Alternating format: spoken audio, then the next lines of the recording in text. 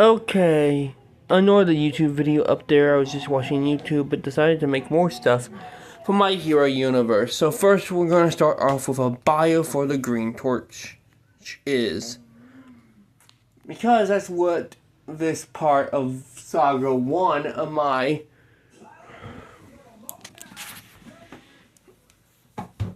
hero timeline, hero universe will start off with the Green Torches and more torches. Here is a fully expanded, polished, and lore-rich version of your Green Torch mythology and the onlookers of the galaxy. Green Torch Legacy and Cosmic Lore. Alan Holt, Green Torchinal. Overview. Alan Holt is the first Green Torch, a wartime hero who rose during World War II and became a founding member of the Justice Syndicate of America. At a time when the world was consumed by war, Alan stood as a beacon of hope. His version of the Green Torch power was raw and less refined than modern users, but his willpower and courage made him one of the most respected heroes of his era. He didn't just fight enemies, he inspired a generation. Abilities: green energy projection, blasts and simple constructs, enhanced durability, limited flight capability, willpower-based energy amplification. Era World War II story appearances. 1. Lightning Bolt number 1 fights alongside Lightning Bolt and Warrior, engages Nazi forces in large-scale combat. 2. Green Torch num 0.2 continues wartime missions, strengthens alliance with fellow JSA members. Villains taken down, Nazi forces, multiple operations and battles. Related characters: Jay Garnett, Lightning Bolt, close ally in battle. Princess Elena Cross, warrior, fellow frontline hero. Justice Syndicate of America, founding team. Legacy: Alan Holt is the foundation of the Green Torch mantle.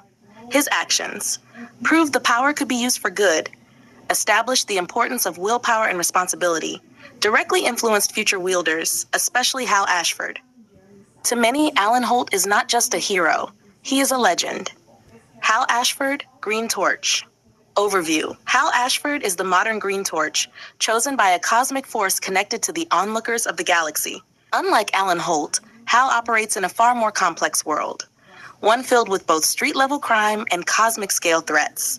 He protects Coastal City, but his responsibilities extend far beyond Earth. Hal represents the evolution of the Green Torch, more powerful, more versatile, and tied to something much larger than himself. Abilities: advanced green energy constructs, weapons, shields, complex structures, sustained high-speed flight, energy shielding and defense systems, adaptive combat creation, constructs change based on situation, potential access to vast cosmic energy reserves. Story appearances. Green Torch receives power from a dying alien wielder. First act as a hero, stops a mugger, begins understanding his abilities. 2. Green Torch number 1 battles Great White Shark, a humanoid shark king, establishes himself as a major protector. 3. Torch number 1.2 stops organized bank robbers, builds reputation as Coastal City's guardian. 4. World's Greatest number 1, Nightwolf and Skyforge, mentioned as part of the expanding hero network. 5. World's Greatest Volume 2 number 1, teams up with Nightwolf, defeats Nightmare, a fear-based entity. 6. World's Greatest Vol 2 number 2, teams again with Nightwolf, defeats Great White Shark, second encounter, Scorpion. Villains taken down: Mugger, first encounter, Great White Shark twice, Nightmare, Scorpion, organized criminals and robbers. Max Jackson, Nightwolf, trusted ally. Ethan Calloway, Skyforge, indirect ally and hero network. Onlookers of the galaxy, source of his power. Character notes: far more powerful than the original Green Torch, balances grounded heroism with cosmic responsibility, one of the central pillars of the modern hero era. The Onlookers of the Galaxy. Overview. The Onlookers of the Galaxy are an ancient and mysterious cosmic organization that exists beyond human comprehension. They do not operate as traditional heroes. Instead, they act as observers, judges, and enforcers of universal balance. Their most important role: choosing individuals worthy of wielding immense cosmic power, such as the Green Torch. A purpose: observe civilizations across the universe, maintain cosmic balance, prevent large-scale universal threats, select and empower chosen individuals. Abilities: vast cosmic awareness, monitoring galaxies, reality-defying technology, energy manipulation on a massive scale, ability to grant power through chosen conduits, e.g. Green Torch energy. Story appearances. Green Torch indirectly introduced through the dying alien wielder, connected to the origin of Hal Ashford's power. Enemies, potential future, rogue cosmic entities, corrupted or failed power wielders, universe-level threats that disrupt balance. Related characters. Hal Ashford, Green Torch, current chosen wielder, unknown alien predecessor, previous torchbearer. Character notes. Rarely intervene directly, their motives are not fully understood, could evolve into allies, neutral overseers, or morally complex antagonists. Final summary. The legacy line, Alan Host, symbol of hope, war-era heroism, foundation of the mantle, Hal Ashford. Present, powerful modern protector, bridging Earth and cosmic threats. Onlookers of the galaxy, cosmic, the force behind the power, shaping destiny itself. Core themes of the Green Torch mythology. Willpower creates power, legacy shapes the future. Power must be earned, not given lightly. This is always watching. If you want next, I can. Build a full Green Torch core style system, multiple wielders. Create a cosmic villain opposing... Anyways, we have Will, number 0, the light of will. I mean, this goes into willpower. Will, number 0. The light of will. Will is not strength. It is not power. It is not speed. Will is the choice to stand when everything tells you to fall. It is the voice inside that refuses to break even when the world does. Long before cities were filled with heroes, before names like Nightwolf or Skyforge became symbols, there was a man standing in the middle of a world at war. Alan Holt did not ask to become anything more than human. He did not seek power, but when the Green Torch chose him, it did not choose a soldier. It chose a will that could not be extinguished. On battlefields consumed by fire and fear, Alan Holt rose above ordinary men. Green light burned in his hands, not as a weapon, but as a promise. Every construct he formed, every blast he unleashed, came from something deeper than energy. It came from belief. When others retreated, he advanced. When hope faded, he became it. The world did not understand what the Green Torch was. Only that when the green light appeared, the darkness began to lose. But time moves forward and legends become echoes. Years later, in a different world filled with crime instead of war, another man stood at the edge of something impossible. Hal Ashford was not a soldier. He was not prepared. He was not ready. When the light came to him, passed from a dying being whose purpose had ended, Hal didn't understand what it meant. Power surged through him, wild and overwhelming, a force tied to something far beyond Earth. At first it was small, a mugger in an alley, fear in his chest, doubt in his mind. The energy flickered, unstable, uncertain. Because will is not given, it is proven. The moment mattered more than the battlefields of the past, because Hal had a choice, run or stand, and he stood. The green light answered, not because he was strong, not because he was chosen, but because in that moment, he refused to back down. That is the truth of the Green Torch. It is not the light that makes the hero. It is the will behind it.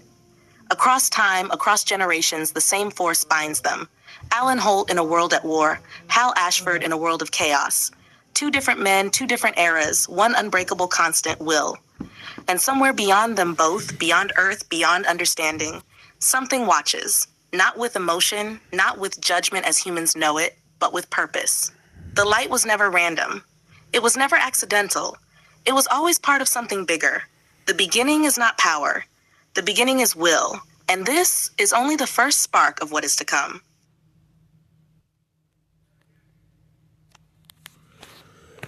Will. The Green Torch number 1. A light in war. War does not begin with heroes. It begins with fear. The sky above Europe burns with smoke, black clouds swallowing the sun as the sound of gunfire echoes across shattered land. Buildings crumble, streets are torn apart, and soldiers move through the ruins with weapons raised, eyes filled not with courage, but survival. This is a world where hope is fragile, where every step forward feels like it could be the last. And yet, in the middle of it all, something else exists, a flicker, a glow, a light that does not belong to war. Alan Holt stands alone at the edge of a ruined street, his boots pressed into cracked stone, his body tense but unmoving. Around him, the sounds of battle rage on, distant explosions, shouted commands in foreign tongues, the metallic rattle of weapons being loaded. He watches silently, his eyes scanning the destruction, not with fear, but with focus. The green light begins to form in his hand. At first, it is faint, barely visible against the chaos, but it grows, pulsing softly, then steadily, until it casts a glow across the broken walls around him. Alan takes a breath. Not because he is afraid, but because he understands what is about to happen. Across the street, a group of Nazi soldiers move through the rubble, rifles raised, sweeping the area. They are searching for survivors, or targets. To them, there is no difference. One soldier kicks open the door of a half-collapsed building. Another signals forward, their boots crunching against glass and debris. They do not see the light. Not yet. Alan steps forward. The moment his foot hits the ground, the light answers. It surges. A beam of green energy streaks across the street, slamming into the soldiers before they can react. The force sends them crashing backward, their weapons clattering across the ground. The glow intensifies, cutting through the smoke like a beacon. Now they see him, and for a moment, they hesitate. Because standing there is not just a man. It is something else, something they do not understand. Alan raises his hand again, and the light bends, shaping itself into something solid. A shield forms in front of him as bullets suddenly erupt from the far end of the street. The impact sparks against the construct, each shot absorbed, deflected, rendered meaningless. He walks forward, step by step. The bullets do not stop him. They cannot stop him. Because this is not strength. This is will. The shield shifts, expanding outward, then reshaping into a wave of energy that surges forward, knocking the soldiers off their feet once more. One tries to stand, reaching for his weapon, but a construct forms instantly, binding his arms, holding him in place. Alan does not rush. He does not strike blindly. He moves with purpose. Another soldier charges, shouting, firing wildly. Alan turns, and the light reacts faster than thought. A solid construct forms, knocking the weapon aside, followed by a controlled blast that sends the soldier to the ground without taking his life. Because that is the difference. This is war, but Alan Holt refuses to become part of its darkness. The street smoke drifts through the air as the last echoes of gunfire fade. The soldiers lie defeated, disarmed, unable to continue. The green light dims slightly, still glowing around Alan's hands, steady and controlled. He looks at them, not with anger, not with hatred, but with something heavier. Understanding.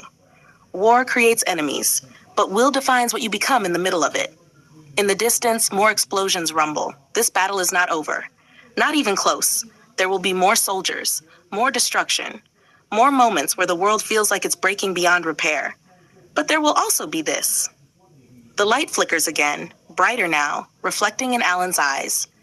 Not as power, as purpose. Somewhere, people are still running, still hiding, still hoping that something, anything, will save them. And now, they have something. Alan lifts off the ground, the green energy surrounding him as he rises above the ruined street. From above, the battlefield stretches endlessly, fire and smoke marking every direction. A world at war, but not a world without hope. Because as long as the light exists, as long as someone has the will to stand against the darkness, the fight is not lost. Alan Holt turns toward the horizon and flies straight into the war.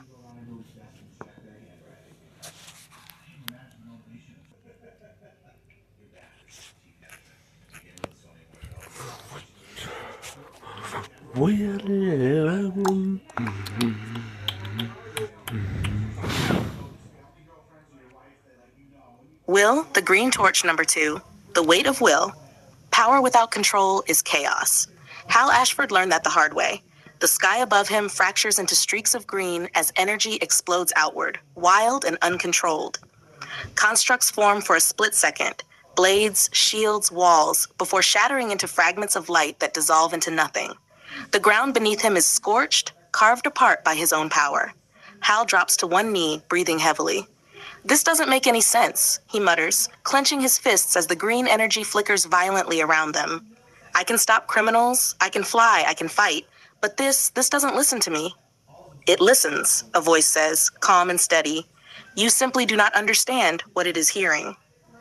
Hal looks up. Standing a short distance away is a figure unlike anything on Earth, Zorvath. Tall, composed, and unmoving, his presence feels heavier than the air itself. His form is armored in a way that doesn't seem physical, glowing faintly with the same green energy, but unlike Hal's chaotic bursts, Zorvath's power is controlled. Perfect, silent, ancient. The power chose you, Zorvath continues, stepping forward slowly. But being chosen is not the same as being worthy. Hal pushes himself to his feet, frustration rising. Then tell me what I'm doing wrong. Zorvath stops in front of him. You are thinking like a human. Hal scoffs slightly. I am human. And that, Zorvath replies, is why you struggle. The air shifts. Suddenly, the space around them changes, not physically, but perceptually. The world fades into a void of darkness, endless and silent. Hal stiffens, looking around, his breath catching slightly. What is this? This, Zorvath says, his voice echoing slightly, is where your power truly exists. Hal looks at his hands. The green light is still there, but it's different, dimmer, quieter, waiting. Your world taught you that power comes from strength, from force, from reaction, Zorvath continues. But the green torch is not fueled by strength. Hal looks back at him. Then what is it fueled by? Zorvath's gaze sharp. Will. The word lingers, not as sound, but as weight. Will is not emotion, Zorvath says. It is not anger, not fear, not instinct. Those things weaken you. They make your power unstable. Hal clenches his fists again. Then what is it supposed to be? Zorvath raises his hand. The green energy responds instantly, forming a perfect construct in the air, a blade, solid, unshakable, not flickering, not breaking. Will is decision, he says. It is the moment you choose to act, and nothing can change that choice. The construct vanishes. Again, Hal takes a breath. He raises his hand. The energy forms, but it wavers immediately, unstable, shifting between shapes. Focus, Zorvath says, not on the outcome, on the decision. Hal exhales slowly, trying to steady himself. His mind races, every fight, every moment of doubt, every time the power slipped out of control. Stop thinking about failure, Zorvath says, as if reading him. Failure is fear. Fear disrupts will. Hal closes his eyes. For a moment, there is nothing. No noise, no chaos, no pressure, just a single thought. Stand. His hands, the energy responds. A shape begins to form, not wildly, not erratically, but slowly, deliberately. A shield, it flickers once, then stabilizes. Hal opens his eyes. It's holding. For the first time, it's actually holding. Zorvath watches silently. Good, he says. Now understand this. With a simple motion, Zorvath releases a pulse of energy. It collides with Hal's construct and shatters it instantly. Hal stumbles back, the light breaking apart. What? You held your will, Zorvath says, but not strongly enough. Hal steadies himself, frustration rising again, but this time it's different, less chaotic, more focused. So I just what? Try harder? Zorvath shakes his head slightly. No, you become certain. The void shifts again. Now Hal sees something else. A battlefield, fire, smoke, war, and in the middle of it, a man, Alan Holt. Green light blazing in his hands as he walks forward through gunfire, unshaken, unmoved, unstoppable. Hal watches, silent. That is the one who came before you, Zorvath says. He did not have your level of power. His constructs were simpler, his flight weaker. Hal looks at him. Then how? Because his will never broke. The image holds, Alan stepping forward as bullets strike his shield, his expression unchanged. He did not question if he could stand, Zorvath continues. He decided that he would. The vision fades. The void returns. Hal looks at his hands again. The energy flickers, but this time it doesn't feel out of control. It feels waiting. You have more power than he ever did, Zorvath says. But power is meaningless without the will to direct it. Hal raises his hand again. This time there is no hesitation, no doubt. The energy forms instantly, a shield, stronger than before, solid and unbreaking. It glows brighter, sharper, responding perfectly to his intent. Zorvath nods once. Better. Hal lets out a breath, a small grin forming despite himself. So that's it? I just have to believe in myself? Zorvath's expression does not change. No, the shield vanishes. You must decide. The weight of the word hits harder this time. Hal straightens. The energy settles around him, no longer wild, no longer unstable. Controlled. For now. This is only the beginning, Zorvath says. Your world will test you, break you, force you to question everything. Hal looks forward, focused now. Then I won't break. Zorvath studies him for a moment. Then, for the first time, a slight nod of approval. We will see. The void fades. The real world returns. Hal stands alone again. But something has changed. The power is still there. But now, so is the will to control it. And somewhere far beyond Earth, unseen and silent, something is watching, not judging, not interfering, just observing, waiting to see if this wielder will rise.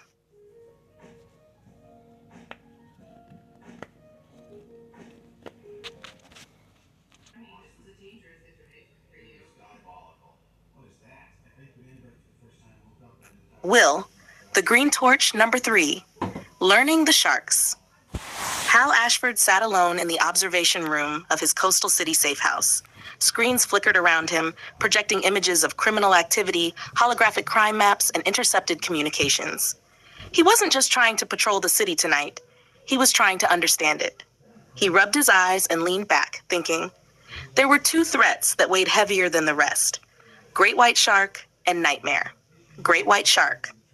The man, or rather the monster, was a humanoid shark, more predator than human now.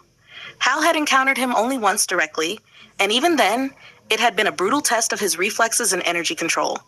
The creature had survived hand-to-hand combat, tanks, and the full force of Hal's early constructs. It wasn't just strong, it was relentless. Hal tapped a finger on the hollow image of Great White Shark, circling it. He isn't predictable, not like a regular villain. Every attack feels instinctual, like he's reading my movements before I make them. He leaned forward. But he can be analyzed. Patterns exist: muscle memory, hunting behavior, territorial instincts. Hal paused. His mind calculated angles and probability. And if I push him out of his comfort zones, force him into unfamiliar environments, I can control the fight. Then there was Nightmare. Not a physical threat, but something worse. A fear-based creature, capable of infiltrating the minds of its targets and twisting perceptions. Hal recalled the first report he had received.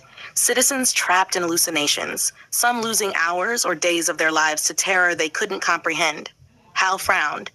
This one isn't about hitting harder or faster. It's about resisting. Focus, mental discipline. That's the only weapon that works against him. He flexed his hands, green energy sparking faintly. My power can protect me, yes, but I can't just blast through fear like I do with criminals. I have to control myself first. He leaned back in his chair and exhaled, a thin smile forming. Great White Shark teaches you patience. Nightmare teaches you control. Both teach you the limits of what power without preparation can do. He stood and moved to the training area. Holographic targets activated automatically, shapes of sharks, dark wraith-like forms representing Nightmare. Hal tested energy constructs against each, building shields, swords, and barriers. Every time the shark struck, he recalculated angles. Every time Nightmare attempted to creep into his mind, he focused his will, keeping the construct stable. Hours passed. Sweat dripped down his brow.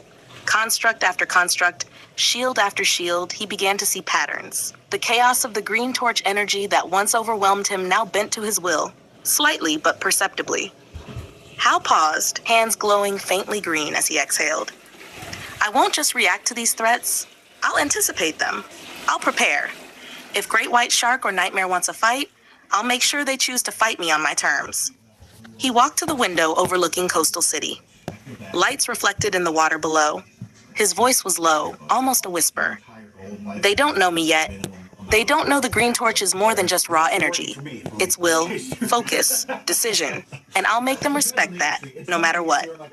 Somewhere out there, in darkness or deep water, the enemies waited. But Hal Ashford, the modern Green Torch, was learning. Every fight, every pattern, every fear was a lesson, and he would be ready.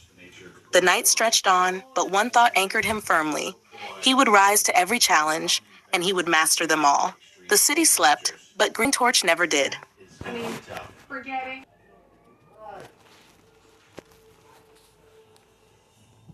Hope number 0, the Blue Torches of Hope. This is part of the beta storyline, which includes the 4 stories preceding this one and the stories that follow. The beta storyline is part 1 of part 4 of Saga 1. The city of Coastal City slept under a blanket of fog and quiet streetlights. In a small hidden chamber high above the downtown skyline, a faint blue glow pulsed across the walls. It was the power of the Blue Torches of Hope. A single figure stood at the center, hands outstretched. The glow responded, weaving around the room like living energy. The air hummed with potential, carrying a sense of calm determination that could reach the darkest corners of the city. No villains had arrived yet, no crises. This was not a battle, it was preparation. And the figure, known only to a few as the bearer of the blue torch, understood that hope itself was a weapon just as vital as strength or speed. The blue torches had existed for generations, whispered of in myths and legends. Unlike other powers, they didn't dominate or destroy. They inspired. They ignited courage in those who felt none, guided the lost, and illuminated paths through despair. Tonight, the torch's energy wasn't just a light, it was a promise. The bearer closed their eyes and focused. Memories of those they had helped flickered through their mind. A child pulled from a burning building, a street corner saved from gang violence, citizens reassured in the face of chaos. Every act reinforced the torch's power, linking the energy to the will of those who refused to surrender to fear. "This is just the beginning," the bearer whispered to the room. "The blue torches are not mine alone. They are for everyone who dares to hope." The glow intensified for a moment, filling the chamber, then settled into a steady hum. The first whispers of a new dawn stretched across the city skyline. Somewhere, deep in the night, a few hearts stirred with courage they hadn't known they possessed. And that was enough for now. End of Hope, number 0, short issue.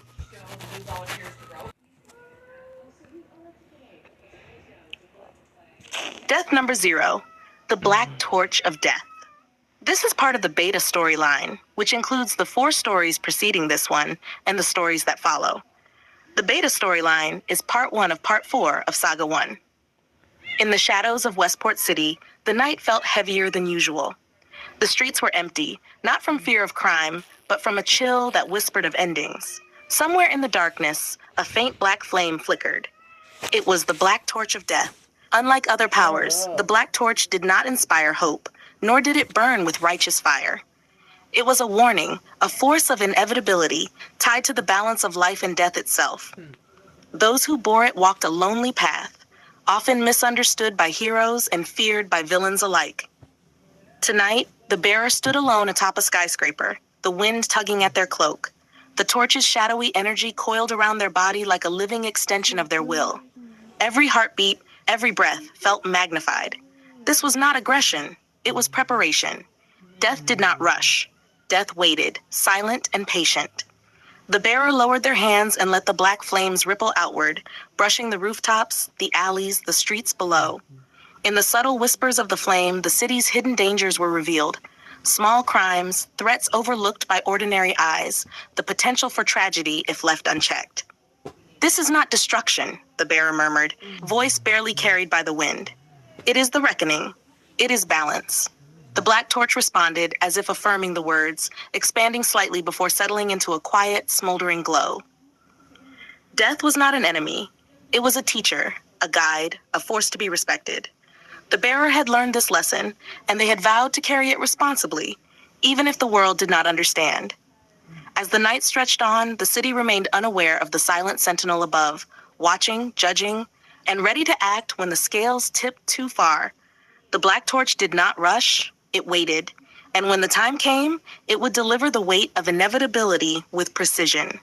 For now, the city slept and death waited. End of Death Number, short issue.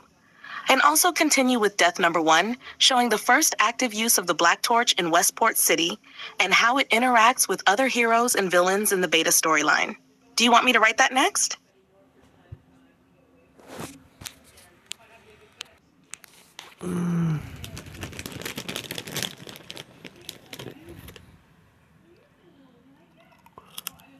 Rage Number 0, The Red Torches of Rage.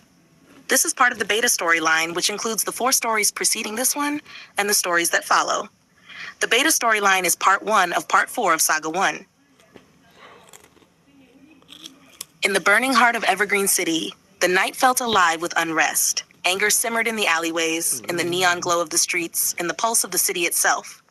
Somewhere, that anger coalesced into a force beyond human limits, the Red Torches of Rage. The bearer of this power stood alone on a rooftop, crimson flames licking their form. Unlike other torches, the Red Torch did not inspire hope or caution. It demanded action.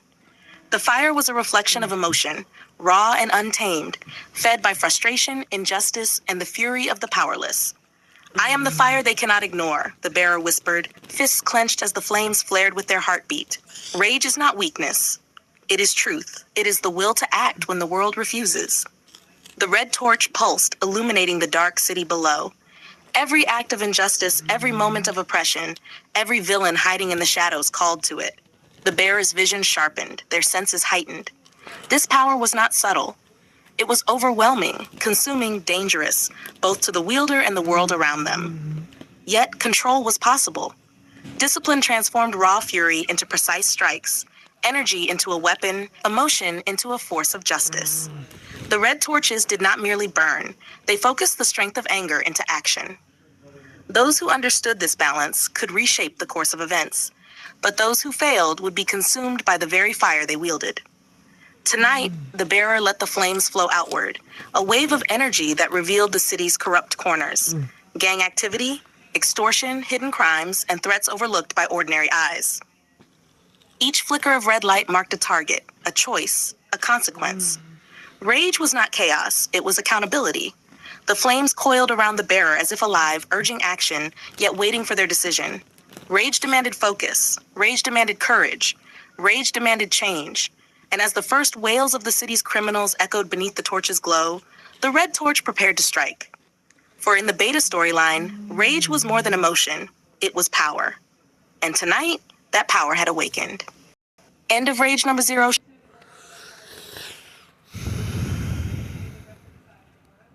Gluttony number 0, the brown torch of gluttony. This is part of the beta storyline, which includes the stories preceding this one and those that follow. The beta storyline is part 1 of part 4 of Saga 1. The room was silent, but for the faint hum of energy that hung thick in the air. At its center, she sat, calm yet insatiable, surrounded by the remnants of power that once belonged to others. She was the brown torch, the torch of gluttony, and she wanted it all. Unlike other torches, her power was rooted not in emotion nor in principle, but in desire itself, desire to consume, desire to possess, desire to be the sole bearer of strength. She had tasted the energy of her fellow torches, and it had been intoxicating, but one taste was never enough. They were too weak to resist, she whispered, her voice velvet over steel. Too generous, too foolish. All of it can be mine. The brown torch rose, energy coiling around her like a living cloak. Each flicker of brown flame contained the memories, skills, and power of those she had devoured. Their abilities now answered only to her. Superhuman strength, speed, intelligence, all combined into one being. Her hunger was endless, yet calculated. She did not consume blindly. She took what would strengthen her the most. The other torches had believed in balance, in teamwork, in sharing their burdens.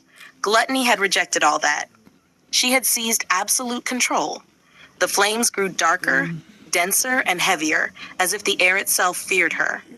She stepped into the shadows of the city, her aura stretching far and wide, marking the first sign of a power that would disrupt the natural order. No one had anticipated that a torch could turn on her own. No one had expected that gluttony could be stronger than unity. And as the brown torch moved, the echoes of the fallen torches whispered in the wind, powerless to stop her, yet a part of her still fueling her ever-growing might. She wanted it all, and now, for the first time, she had it. The brown torch of gluttony had awakened, and nothing would be spared from her hunger. So, with the other torches, will is willpower, hope, rage is rage, death is death. Kind of like, the DC Universe lanterns. But with gluttony, I wanted it to be something that is always hungry for more. She didn't eat the other gluttony members because of greed, but because of hunger.